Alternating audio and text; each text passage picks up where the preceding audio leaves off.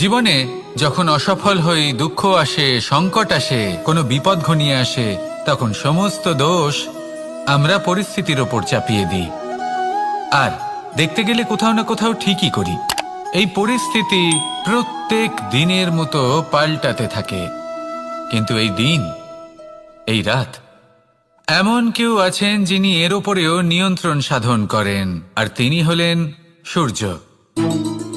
ঠিক সেই রকমই আমাদের জীবনেও সূর্য হলো এই মন। যদি এই মনের উপর আমরা নিয়ন্ত্রণ করতে পারি, তাহলে আমরা জীবনকেও নিয়ন্ত্রণ করতে পারবো। প্রথমে এই মনের রাজা হয়ে উঠতে হবে। তাই মনে রাখবেন, যদি মন দুর্বল হয়, তাহলে পরিস্থিতি আমাদের সমস্যা বলে মনে হবে। এই মন যদি স্থির হয়, পরিস্থিতি প্রতিস্পর্ধা বলে মনে হবে। আর এই মন যদি শক্তিশালী হয়ে ওঠে,